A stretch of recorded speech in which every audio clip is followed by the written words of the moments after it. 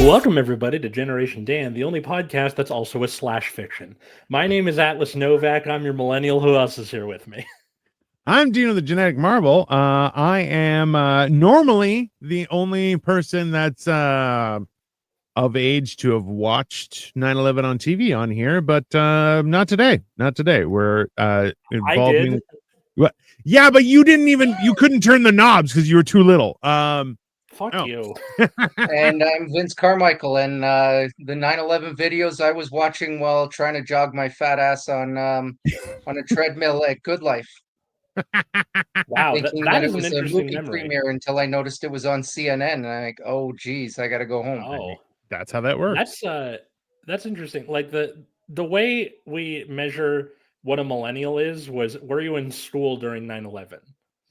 And that's a very interesting, like, where were you on 9/11 story? It's always fun to get it from our guests. Let's be honest. It's Yeah. a wild experience. But yeah. So today's subject, as per the thumbnail, is fan fiction. So Vince and I do comedy here in Toronto, most regularly out in the Durham region. And Vince hosts shows, and he is so kind to let me on. Every once in a while, he lets me host, and then he regrets it immediately. So I have to give him time to forget how bad it was when I hosted before he invites me back, kind of stuff. But Hi, I have the device from Men in Black. Can I host again? yeah, that's Dino's not that bad. I've certainly had worse hosts. I've had hosts that quit in the middle of the job and decided that it was too late for them, and then I got to take back over. like the idea that people do that is always something that makes me laugh. Like, on what planet is that okay? Like, what it's this weird thing where people are like, yeah, I'm just not feeling it, I'm gonna go, and you're like, just relax, you gotta calm down. Yeah, it's always interesting. Now, fan fiction. So this is the weird thing, is that, good morning, Jim, how are you, sir? You guys have heard the whole thing about what was it that, like, so the reason that 50 Shades of Grey exists is because It's Twilight fan fiction, right? Yeah, Twilight fan fiction turned into that, and so on and so on and so on. And you're like, that's a horrible idea. But also, you're going like, so I know a few women who have read 50 Shades of Grey, and they're like, it was the worst thing I've ever read because it's written so poorly. And then you're like, yeah, there's a movie of it. I don't understand. So, and realistically, good morning, Victoria. Oh, that's a different Victoria. Hey, there you go. I mean, like, the trope of the Mary Sue exists because of fan fiction. The Divine Comedy, Dante's Inferno and Paradiso, that's fan fiction. Is him being like, I hate these particular people, so I'm gonna put him in hell with the people from other mythologies. That's it. There's also a fan fiction that just recently got greenlit with a $3 or $4 million budget. That's a fan fiction of Harry Potter. For real? Really? Yeah, that was. They call it Dramini. It's a Draco Hermione slash. There's also Star Kid, the guy who did like musicals and Twisted. A lot of their early work was fanfic, a Harry Potter musical, a Harry Potter sequel. A Harry Potter senior year, Atlas mentions a musical, mark it on your bingo cards. Check. Ding. 50 Shades of Grey just needs some color. Yes, Jim. Nice. Basically, yeah. Just need some color. That's if they just need some color, get Disney involved. I'm sure there'll be some changes made. Is there a ginger in that movie anywhere? Yeah, I'm sure they can change that out. And that is factual. That is a factual thing. But yeah, so like, I think this is the weird thing, is that like a lot of I think it's definitely like when you watch the movies in comparison to books, every time they have to cut out a certain chunk of information, right? To hit that 2-hour runtime, right? Right. Now, alternatively, like then you have things like Lord of the Rings, which still cut stuff out, but is also 9 hours of fantastic Movies. entertainment, Yeah. right? Yes. So like I actually just found a YouTube channel that just live streams like most of the like clips of it in order. And so it's like it's technically broken up, but you're like, yeah, I get it's all the good parts. Like I'm Mhm. I just turn it on and start working out. I'll host, I'll but host, but I like to quit quit. in the middle of the show. Okay, and that's also my kind time, of and I'll the get out of idea. here. Yeah. That's also Sorry. kind of the idea with the Harry Potter HBO show, that they're supposed to be doing kind of more of a Yeah. stretched out, properly book accurate series. Mhm. Which like and this is the thing. So like recently, I don't know, have you guys been watching Alien Earth? No. No. Okay. So it's on Disney and essentially it's a episode version of something happening with aliens coming to Earth, okay? Like from the Aliens movie with Sigourney Weaver. And it is awesome. Specifically because like they go into a lot more of the details of the world situation, who's actually in power, what does this mean, and and kind of explains a lot of the behind the scenes stuff that you never get into in the Alien movies, just because while yes, there's 47 of them, there's still more information to share, right? Of course, there's more lore. That's a Yeah, big part of fanfic I've noticed is like your writer is like, I want to know more about this character that we don't really get to know a lot of. yeah, We're like uh Vince, I teach or I teach English, but like I taught a creative writing class at my old school, and a lot of the assignments had to like revolve around fan fiction because that's how you get the kids interested. Is like, this thing I'm interested in, I can write more about it. yeah, So like I would give assignments where it's like, what's a character that has like less than a minute of screen time, or less than a page of book time? Now write a whole story based around them. yeah. And it's how you get interesting stuff going on. Yeah, that's fair. Like, so Vince, you have been dabbling in writing your own stuff and everything. Now, can I ask where? Hey, what gave you the balls to go? I can write this shit, because you've written a ridiculous amount already. But like, What made you say, you know what? I can add to this story. I can, I One of the things I do say in my comedy, it's one of the things that I have, is that I do have an addictive personality, and I would listen to 5 to 6 hours a day of podcasts when I was working before, and that just the my favorite podcast went away, and I kind of got into Harry Potter fan fictions, the ones that I find on YouTube. I eventually kind of found AO3 and fanfiction.net, started using a screen reader, which gave me the opportunity to listen to just an obscene amount of different fan fictions. And there's stuff that I like in these fan fictions, and there's stuff that I don't. And I yeah, kind of wanted to piece together something that steers away from the stuff that I don't like, but incorporated parts and pieces of the stuff I do like from other fanfics. yeah, To be the change you want to see in the world, right? Exactly. Like I don't know how it was for Gen X with the early internet, but for us millennials, we were, fanfiction.net and Wattpad and all that in the early 2000s was like heaven for, yeah, little dorky boys and girls like me, where it was like, I both want to like experience more of the world of the thing I'm obsessed with, or I yeah. want to put those thoughts down on paper. And a lot of it sucks, but like that's kind of the fun Yeah, of like you getting to be in. Like I wrote a lot of Avatar: The Last Airbender fan fiction when that show was like yeah, in the middle of its airtime. Like that came out when I was 11 and finished when I was 14. That is prime era of people using kung fu to shoot the elements at each other. And like uh writing fanfic about like characters that I didn't know a lot about yet, or only got shown once, and I'm like, what's happening with Long Fang after they leave yeah, Ba Sing Se, you know? Um, Yeah, my fanfic at that age was more slasher fix, like things that to follow the Friday the 13th stuff. It's not it definitely wasn't anything that was of noteworthy, or even anything that was more in kind of the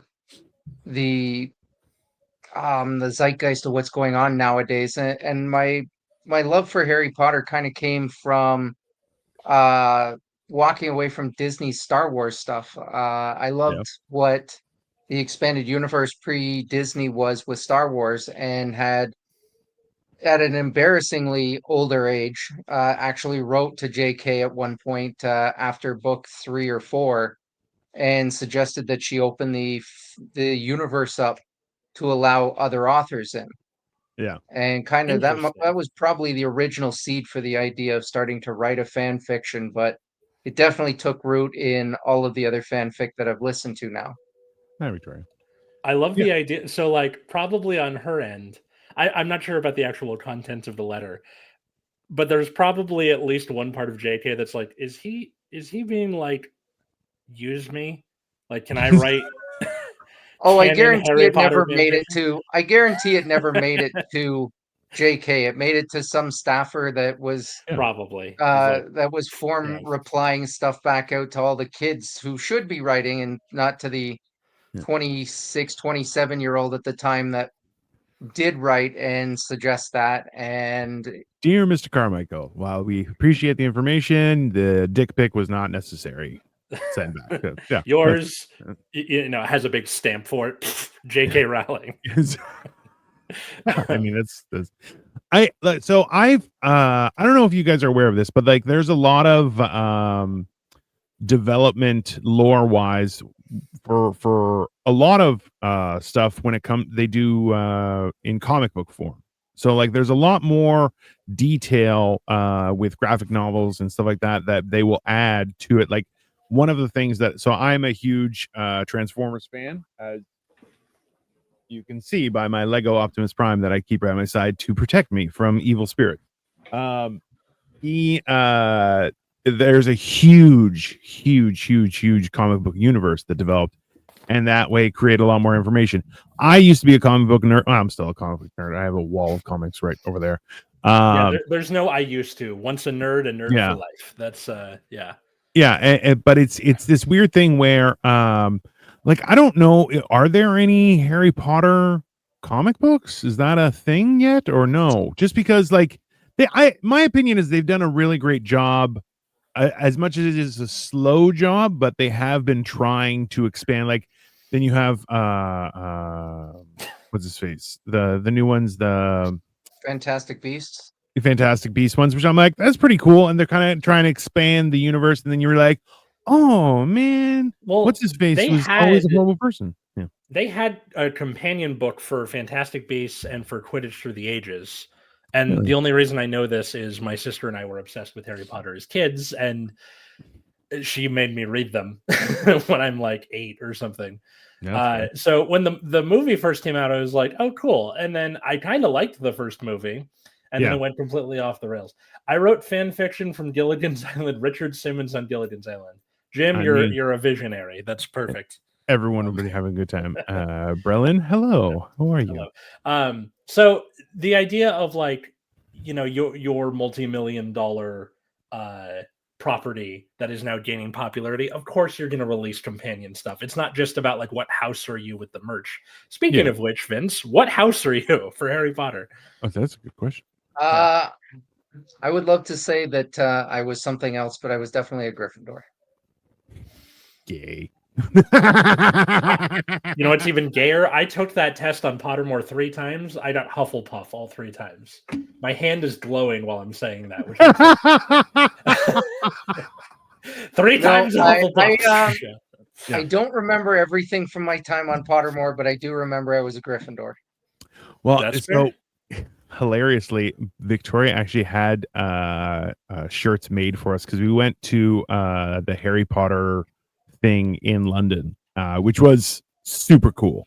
But we're both Slytherin because we're bad people, basically. But we have courageous, smart, loyal, and evil. Those are the 4 houses. Yeah, evil right here. That's because I'm like, what are we be good with magic? No. The best idea possible is to start sorting kids before puberty into what they're going to be as adults.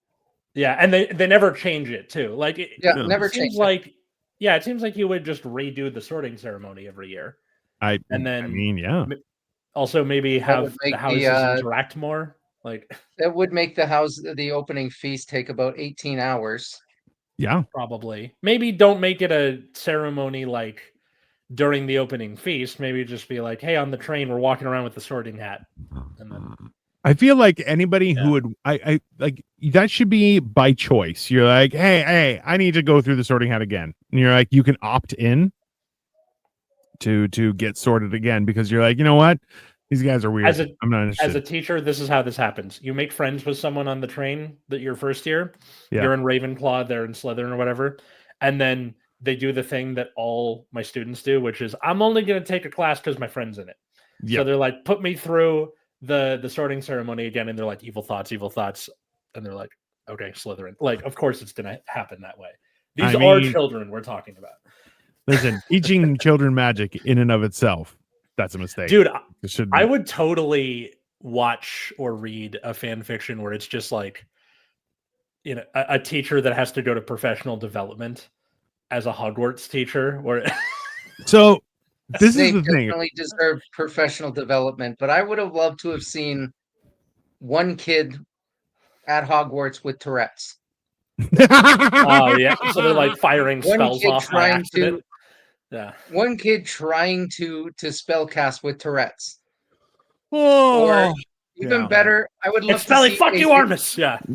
AJ Wilkerson running around trying to the comedian trying to run around and spell cast. I mean, like it's this is the thing is that the idea behind a young people at magic school, you're like, nothing good is going to come from that. And let's be honest, I would be the wizard that would be like diarrhea and just boom. I would be, that's how I would take you out. You'd be talking to some girl and boom, diarrhea. Right? Yeah. The other problem with Hogwarts and having kids, and this is something I'm running into with my fic, is that Harry Potter goes through school between 11 and 18. And Harry Potter is essentially the cross section between the star quarterback and either Batman or Superman. Yeah. I say one or the other because he has zero preparation, so he can't really be Batman, but he is rich. Or he rushes ahead and saves everything all the time. He should be getting dragged into every broom cupboard in the school constantly. But how do you portray that on an 11-year-old? I mean, he definitely got molested by a couple of those teachers. Let's be honest. Specifically, the one in the garden. What's her face? Yeah, Sprout. Yeah. She looked like a handsy one. Yeah, that's dark. Yeah, it's just factual. Listen, we all know those teachers, and you're like, don't go near them. By the time he has that crying kiss with Cho, he should already be well on his way to doing a lot more than just his first snog. I mean, what's the deal? Like, it seems like Hogwarts would be a lot hornier than it actually is. I think the lady from the Sprout, she is definitely dosing them to calm down their libido for sure. Because you know what? Hey, there's no way. The handsy one, it's Trelawney because she's constantly drunk too. Yeah, which one is that? True. Trelawney's the one with the crystal divination ball, teacher. Divination. Oh yeah. She looks like she's like, it's free love, man. You're like, no, it's not. That is called child support. Just how dare you? Yeah, no, but that's the thing too. Is like there's so Vince and I had talked about this before. Is like he's like, yeah, I can't write that kind of stuff because they're children, and that sends you to a goddamn jail. And you're like, that's also the weird thing is like the amount of women who were fawning over what's his face Pattinson off of Twilight, where you're like, you're a predator. Like, what do you? And they're like, I have a statue in my house and I sleep with a pillow shaped like him. And you're like, you're a pervert. It's weird shit, right? I gotta give Robert Pattinson credit because after the Twilight series concluded, he sort of just like took some time to himself and then chose his projects very carefully. Yeah. Afterward, and he kind of was able to get away from that reputation. Well, and like if have you guys seen Mickey 17? Yeah, I loved it. It's It was No. great. fantastic. Just watching. So essentially, he's a disposable worker. Yeah, Is the whole thing, and he goes literally. through. Yeah. So the book is called Mickey 7. And the guy who wrote the movie is like, we're going to do 17 times. I'm going to kill you. He's like, yeah, okay, that's cool. I want And 10 each times. time they bring him back and his personality changes, right? So it's this weird, he does a great job in it, but also it's fucking hilarious. Because you're like, watching him die. It's a very good satire. Oh yeah. Yeah. But yeah, like, highly recommend it. It's this weird thing where you're going like, so like especially also there's a good chance Hermione might be Batman. Let's be fair. Hermione is the one who spends all that time preparing for stuff. Yeah, well, Yes. and also too, technically she had to kill her own parents.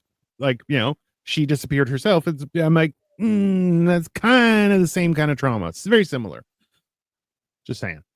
Wait, are you implying that Bruce Wayne killed his own parents?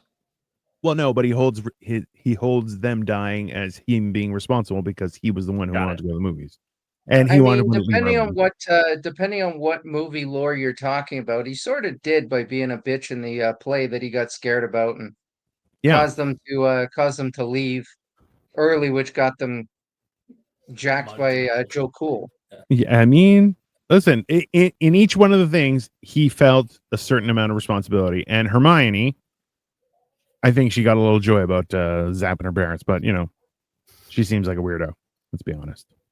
It's a little too straight-laced and bookish. It's still funny to me that like Harry Potter is essentially he's a jock, he's a rich jock, and he becomes a cop after. That's like the most milquetoast thing you could become. But because go ahead.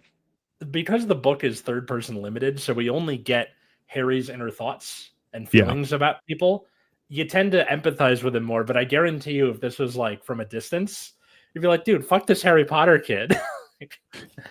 He's sort of like Mike from Bad Boys, the same thing, rich guy who becomes a cop for whatever reason, and it's just not really addressed.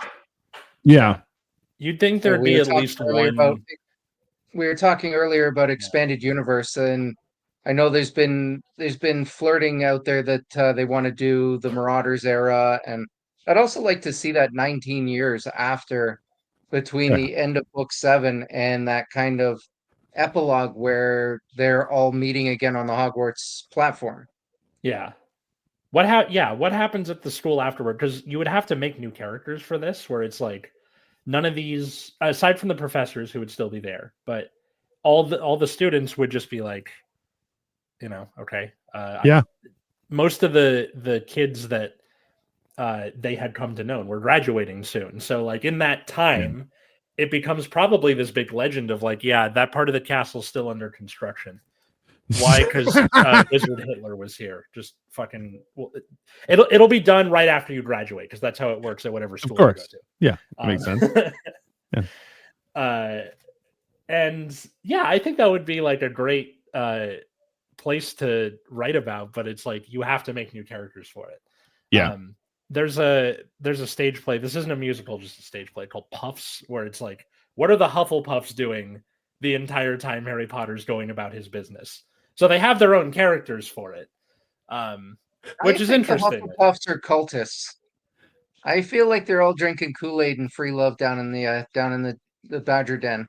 I free love probably. They're definitely. It goes along with Dino's thought that Sprout would be anti-touch and stuff. Oh yeah. Yeah. No, Sprout is giving them weed, so it like dulls the senses. She's doing a Brave New World down there, like just giving them the equivalent of Soma.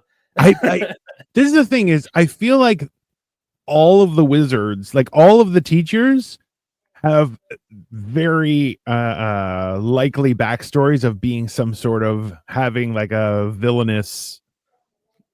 It is a private school. Like every one of them, you're kind of going, oh, they're secretly like outside, like on summer break, they're all supervillains. Like there has to be some sort of, I would read the fuck out of Dominatrix. Yeah. with how straight laced and buttoned up she is. Or Madonna Doll is probably like a partier. She seems like that kind of person. Yeah. I I think Vince actually sent me, it was like AI pictures of like the party afterward, and it's like you have like Harry with a doob in his mouth and all the teachers just partying. There's like a fist fight in there, and you're just like, what the fuck? Like, also, okay, so a little known thing was Plato of history was also a bodybuilder, and like sometimes as his argument he would just like flex his back at his debate opponent and be like, I'm bigger than you, you just have to obey me. And I'm like, how much you want to bet like there's someone in that world who's like, I don't use a wand, I punch my spells at you, and it's like bam, and then just like, I just hit my pants. And like, that's like, I feel like there's got to be more than one way, right? I feel like if anybody, and this goes back to your 1 minute of screen time person and have a backstory, I feel like that would be Cormac McLagan, the guy that tried to be the keeper in sixth year. Yeah. Or fifth year or whatever it was. But yeah, at the same time, make it into a comedy. And every time he tries to punch his spells out at somebody, something goes wrong. His pants fall down. He falls on his ass. It's just he's wants to flex on everything, and every time it ends wrong for him. I mean, it's the greatest Max Powers story ever. He's like, oh, Max Powers. I would totally watch or read like a wizard public school. Like what does that look like where you have the Ministry of Magic breathing down their asses all the time of like, is your pedagogy up to date? Are you doing the standards for magic? Well, have you seen Key and Peele did the inner city magic school, right? I will turn you into a spider.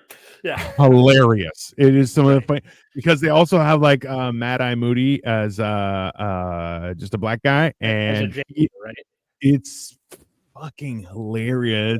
He's like, not my school, bitches. Yeah. No, that's great. If the Ministry of Magic is breathing down anybody, they should be breathing down Hogwarts for all of the times that those guys get, all the times Harry almost dies.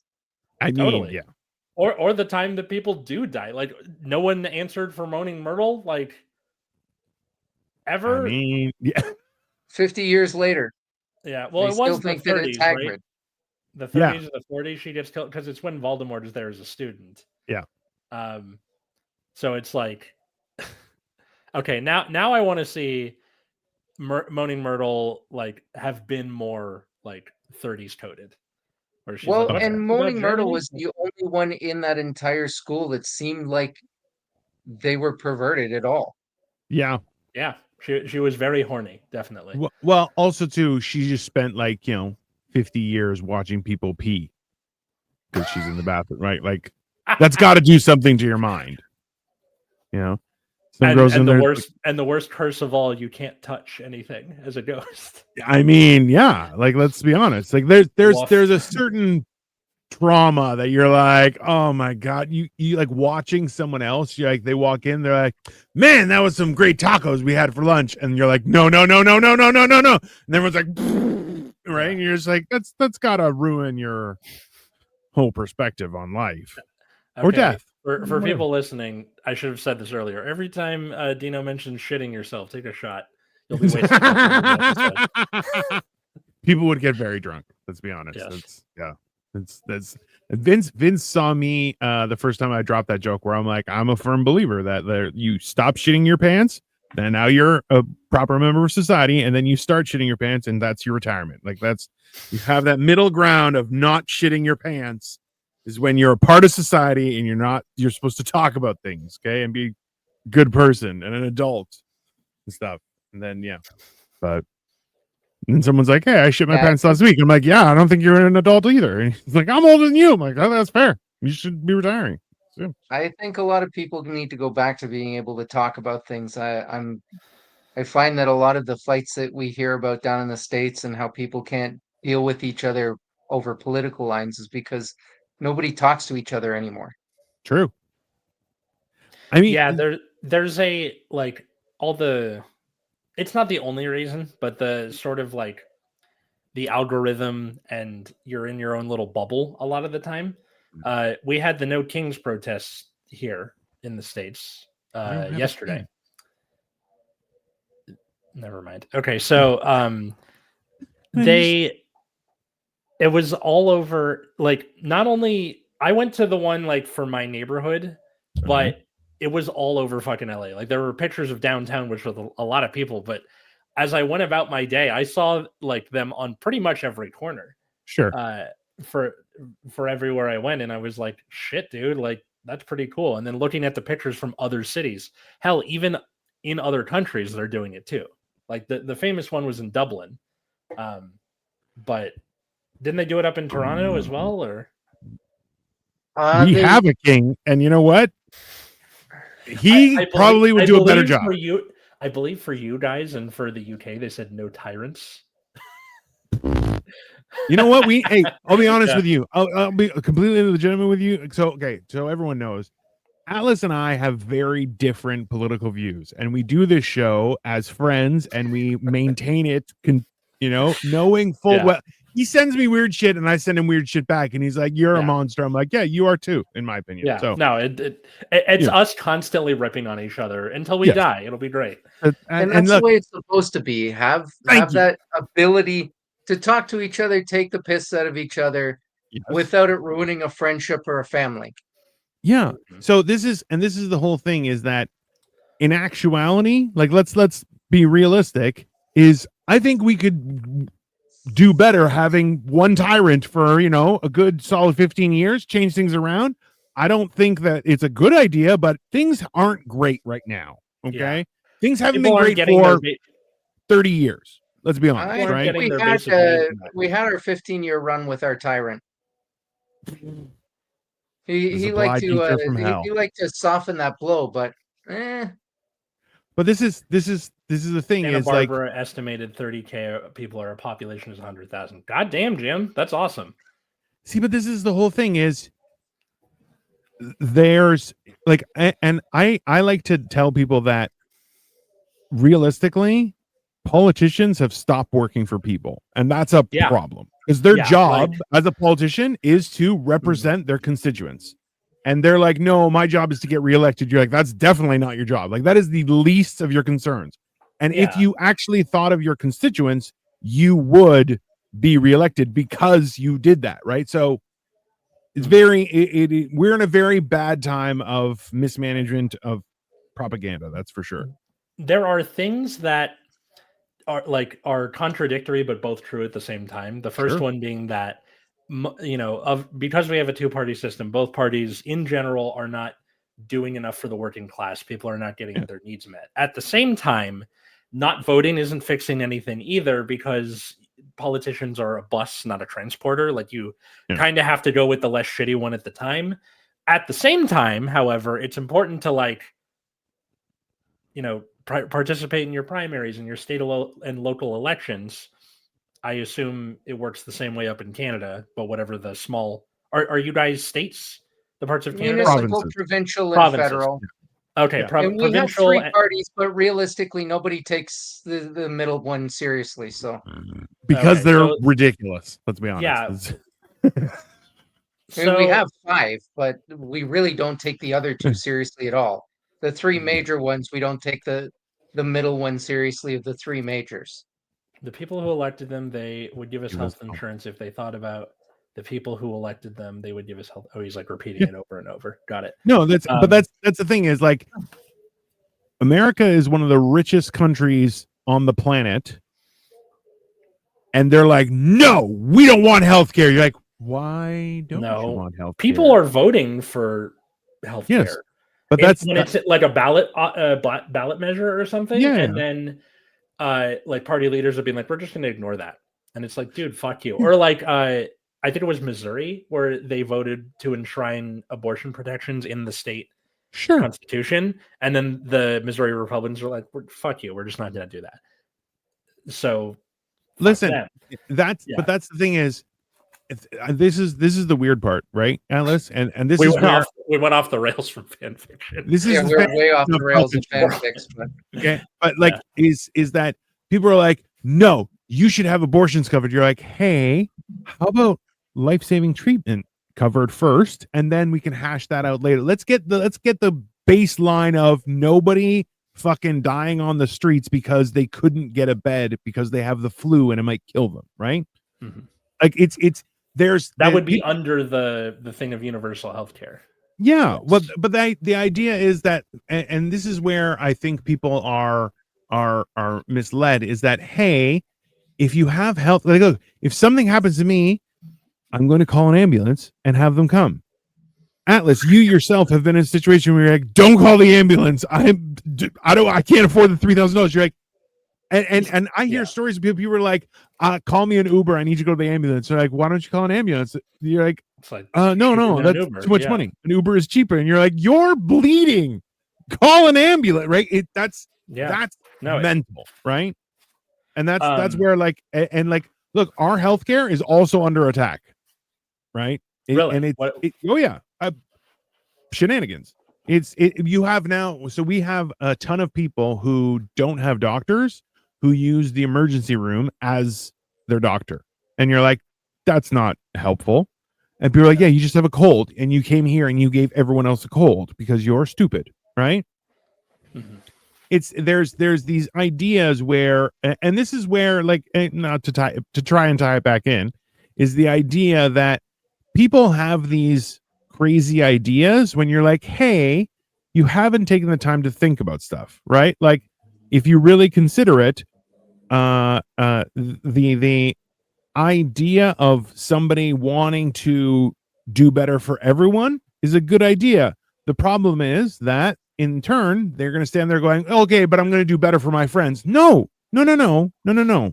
Everyone deserves to be treated better. Not just your friends, not just your people. No, everyone deserves better than what we got. Why? Because if we can make billionaires, yet still have homeless, we have failed, right? Mm-hmm. If I can have magic, I should be able to shoot diarrhea at somebody. Just boom, diarrhea. Actually, that's a very good. Take another shot. Yeah, take another shot. Now, how come in Harry Potter, magic, you can use magic for essentially anything? Like, the idea of how spells are made, like, people are still making up spells. Like, Snape made up Sectum Sempra. Yeah. Why is money still a thing? Well, why is that a problem? Like, the Weasleys are poor. Why? Like, why can't you just poof? Like, that's it? So your magic system is too soft to really. Well, okay. So, Bellatrix Lestrange. Remember when let's be very clear, because I see you two both looking down on me when I mention things. I've only watched the movies. I'm not reading the book. Okay, it's not going to happen. It's just I have better things to do. The only Harry Potter I'm reading is the one that my friend wrote. The rest of them I don't give a shit. Right? Yeah. So, she had that thing where everything that got touched duplicated, right? So, all money should mean nothing. Right, like I'm with you on that, and like the idea that gold is their currency, you're like, okay, like I always like the idea where Harry went to Gringotts and they brought him to his place and it was like just a stack of gold, and you're like, bro, let's be honest, that kid would have walked out of there wearing some pimp ass clothes, be like, I'm going shopping, not here, I'm going to the real world, I'm getting me some fly shit, right? Like that's which, to be honest, let's be thankful that they didn't go that way, because it could have turned into Harry was doing the Spider-Man 3 finger guns. And nobody needs that. But yes, he definitely should have gone out and got better clothes. Yeah. My wife says because you can't use magic in the Muggle world, stupid OMG. Sabrina had the same rules. Don't embarrass me in there. And like, hey, and they're all bad rules. They're all bad rules. Like, okay. This is what happens when I have to keep the door cracked because Pumpkin needs to come and go. She's listening and she's like, don't you fucking make me look stupid. Yeah, no, it's fine. Jim, my ambulance ride for my car accident cost $7,000. Did they take you in a plane? See, this is stupid. This is stupid shit, right?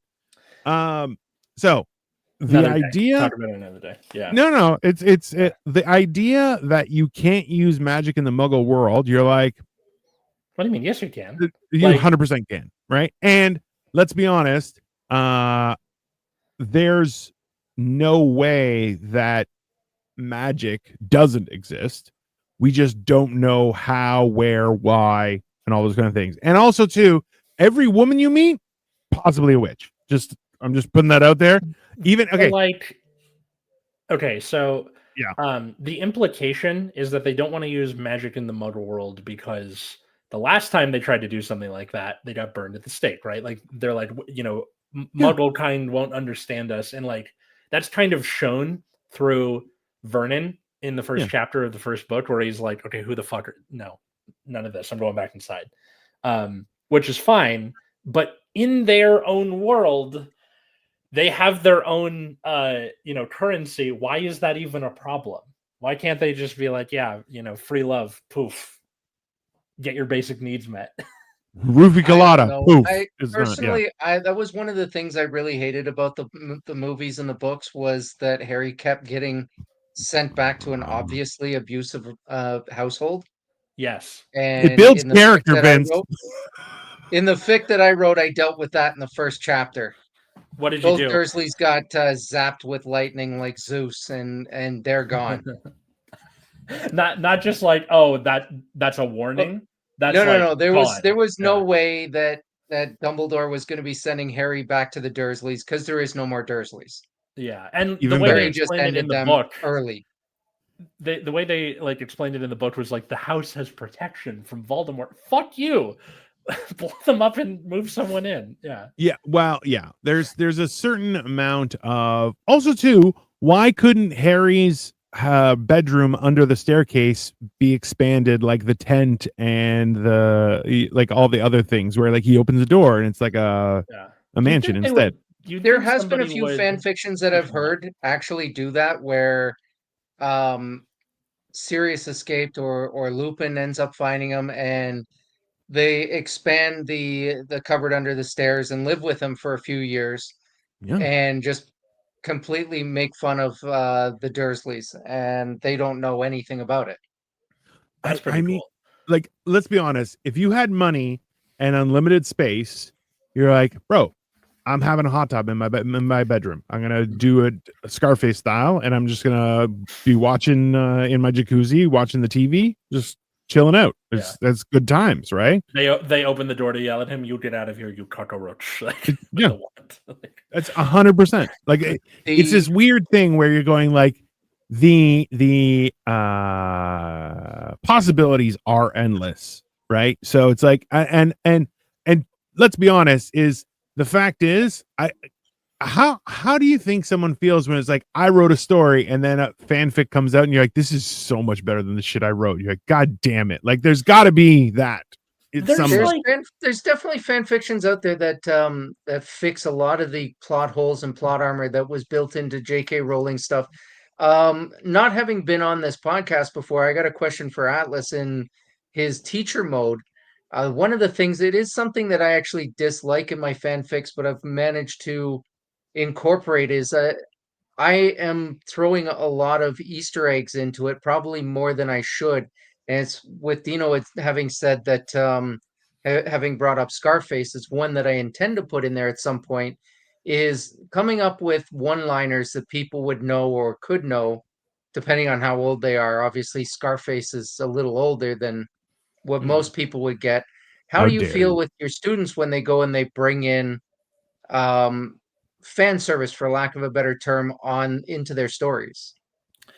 I kind of like it because it means they've been paying attention enough to like pull in stuff. And most of the writing that people do is derivative of something else to one degree or another. So I think the like showing your inspiration in one way or another, like Dino has read my terrible short story about the Truman Show-esque bubble that it was horrible. that I wrote while I took my seizure meds twice by accident.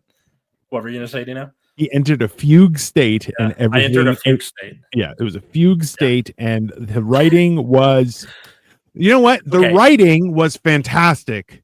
The premise, ideology, and characters made me want to shoot my phone while I was reading it. I was like, I need to make this not just disappear from all of existence. there's Well, a at bunch least of you reference. actually read his. You still haven't read Hey. mine, and I gave you it over a month and a half ago. First Mine time. is a flash fiction, so it's only like 1,000 words. Like it's really short. And that's maybe the problem that I yeah. have. I think when I gave Dino it the second time, it was sitting at about 160,000 words. Okay. The one I'm working on right now is considerably longer. And as I'm writing it right now, there are definitely things that I'm writing and I'm like, okay, that's a reference to this. That's a reference to I just that. want to make sure And you send it to me September 21st. I was getting ready for Halloween already, sir. You have not sent it to me 2 months ago, you son of a bitch. it's Okay? a month later. It's not even a month, and I have been scaring the living shit out of people. Surprisingly, a lot less kids, but a lot of adults. A lot of adults. Literally, I'm sure. Yeah. It's been fun. But yes, there are definitely things as I'm writing it where like either during or after where I'm like, oh shit, that's a reference to this or that. And I think that's just kind of how people write. Like I'm teaching The Great Gatsby to my seniors right now. And it, like with every other book I teach, I make sure to do a little like intro session before we start the book about like what was going on in the world at the time. Because it helps people understand the book more. Of like, I'm talking to them about World War I. I talk about Spanish flu. I talk about the Harlem Renaissance. Because it helps, like, even just little references to things that Fitzgerald like slides in there. Yeah. If you're going in blind, you're like, what the fuck is this? But if you give them that background, people understand it more. So I think, if your writing is found by somebody in 100 years, they probably wouldn't understand unless they researched this time in American history. No, I've got way too Canadian many history. disparate nods and winks to different things. Like there's Deadpool references in there. There's Letterkenny chirps. There's nods towards the Princess Bride. There's just a wide variety of like stuff. pop culture influences the way people write, like your narrative voice, and like, of course, it's going to be in there. So the more you absorb and the more you're able to, it kind of gives you more enjoyment. You having a good time there, Pumpkin? That your dog is a molester. But that's the whole idea, right? Is like you write from your own experiences, right? In the same way you do comedy from your own experiences, you produce content. Like that's why I get so enraged when people will post content and it's their reaction to somebody else's content. You're like, that's not. I hate that stuff. My wife really hates that stuff, especially all the people doing what they thought of Bill Burr's stand-up. So you're just cribbing off of somebody else, off of a genius, and being surprised that he's funny.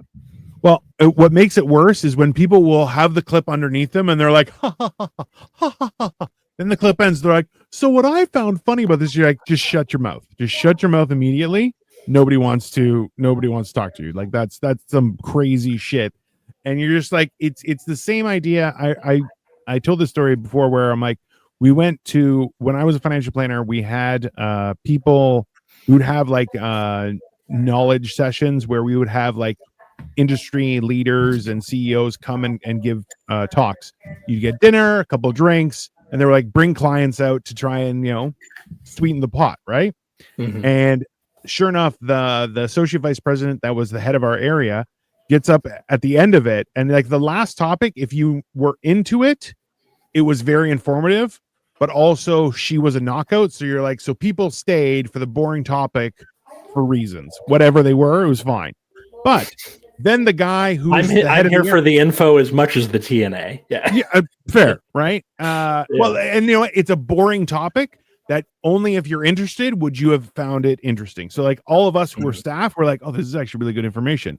And then other people were like, oh, it's okay information. She's boring as shit, but quite the looker. So in turn, though, the head of the area came up and then he started asking questions. He goes, so what did you guys think of that? Who had an opinion on that? And all of my clients that I brought, who like, they also attended my wedding. Like they were close personal friends at that point that I've had clients for years. Were like, hey, I'm not staying for this shit, right? And I'm like, no, you can go.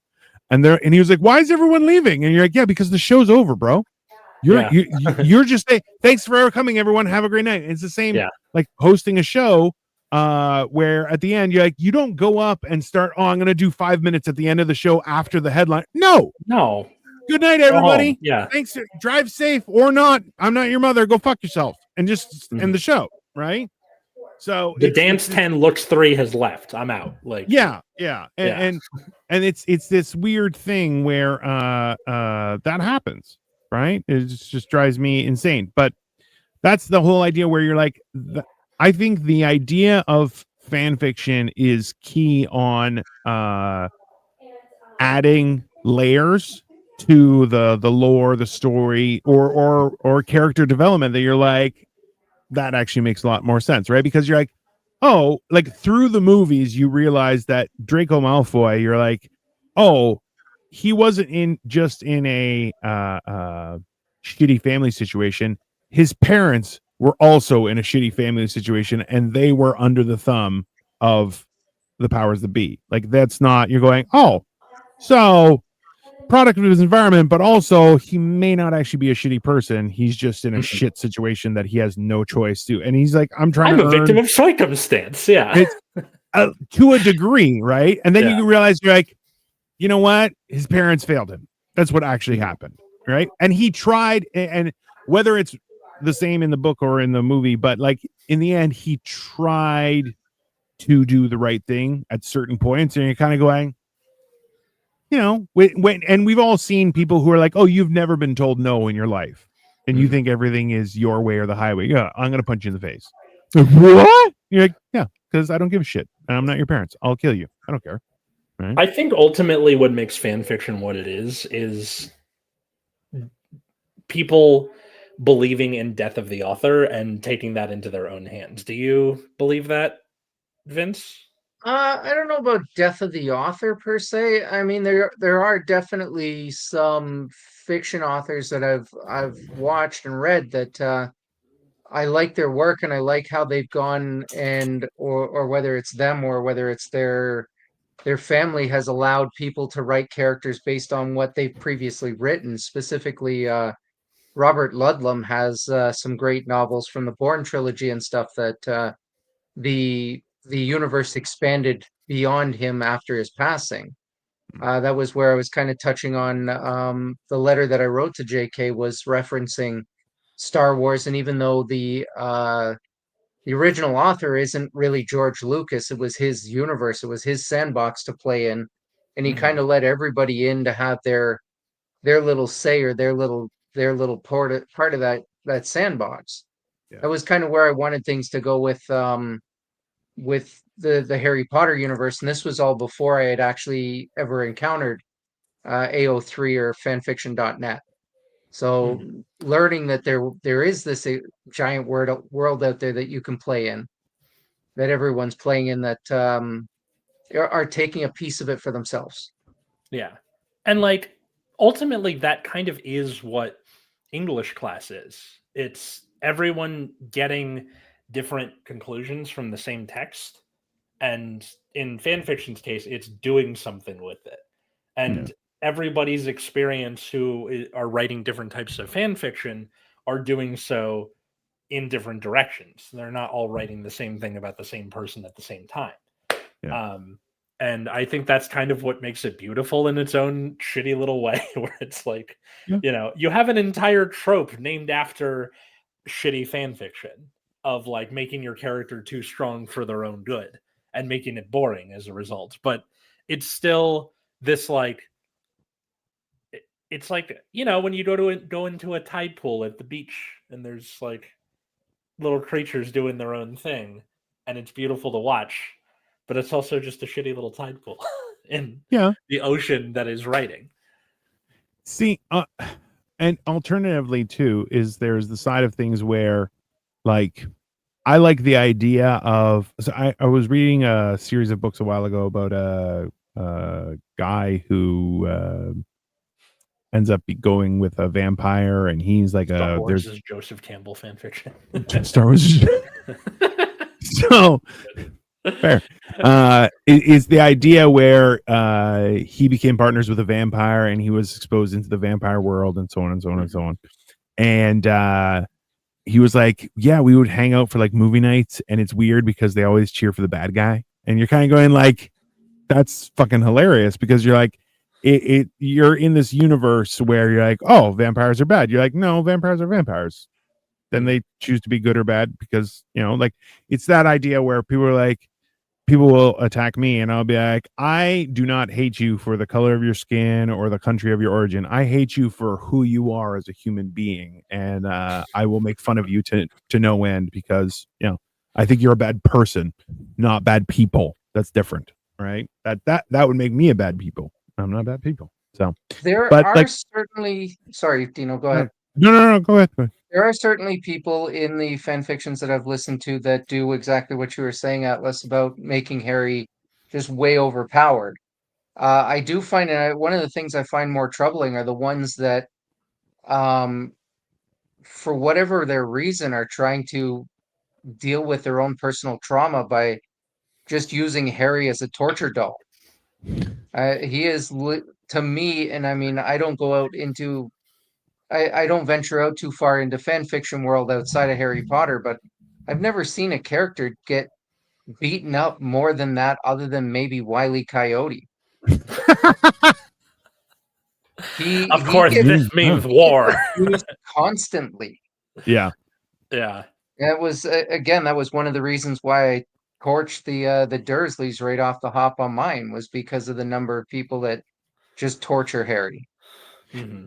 Yeah. Oh, like to balance the scales a little bit. And again, probably like for a lot of people, fan fiction is how they're processing stuff. I've definitely used it for that same thing before. Not fan fiction, but just writing in general. Like it's a way of dealing with stuff. Like there's a book I love called House of God that is about like interns in the 70s for being doctors.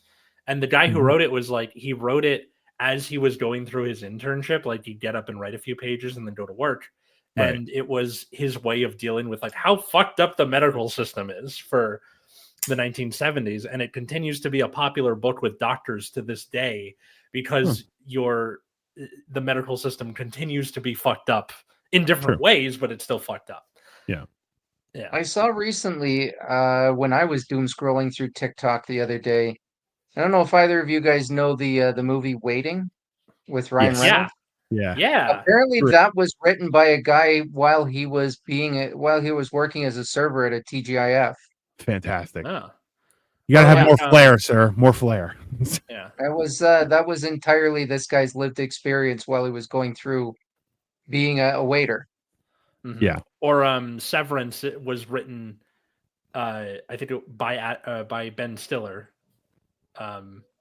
while he was working an office job for a time, I think. Or wait, let me make sure I get the facts right on that. It was while he was filming Tropic Thunder. That's what it was. No. I want to sure I get this right. Okay, sorry. Dan Love a Erickson. good Tropic Thunder reference. It is the last time anybody was able to do blackface and get away with it. I mean, sorry. Yeah. Dan Erickson, the creator of Severance, wrote it while he was working an office job. Ben Stiller directed a bunch of episodes. Wires got crossed. Sorry. There you go. Yeah.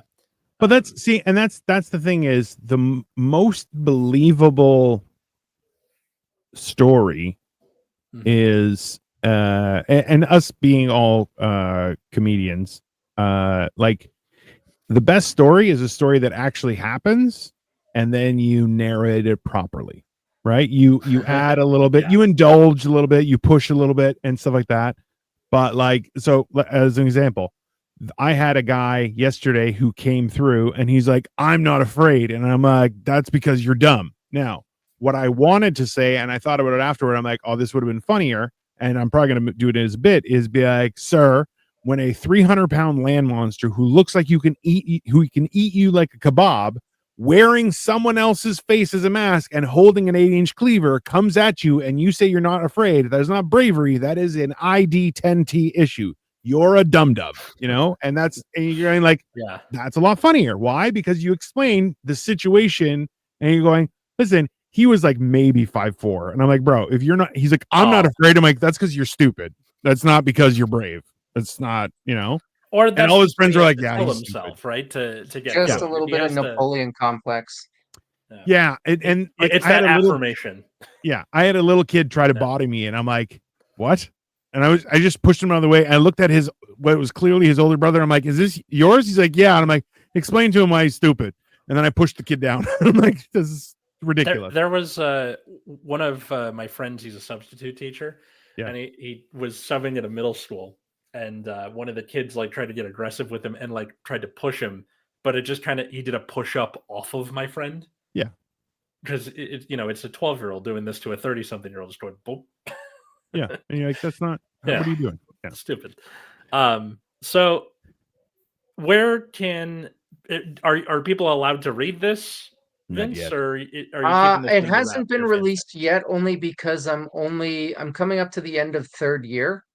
And one of the things that I've found that I dislike about the fictions that are put on, I'd rather drop it like Netflix and drop the whole series all at once Okay. rather than drop it. I mean, I could drop for book 1 and book 2, but I haven't had anybody that has been brave enough to or not busy enough to get through beta reading the first 2 books for me to How start dare dropping you? it. How Okay. dare What you? if you just drop book 1? I could drop book 1. Listen, I'm gonna read it. Hey, you know what? I need you to send me the program you use that reads it out loud for you, because in November I'm driving to Florida, and so I'm going to actually play it for my wife and I in the car, and I'm gonna text you play by play of how good and or bad it is, just to ruin your day. Okay. So whatever it is we decide to do. Do you have an iPhone or an Android? Dino? Android. I have an Okay, Android. I'm not sure what program it is because we just have an e-reader on Apple that you can use on your phone. All right, I'll do some research.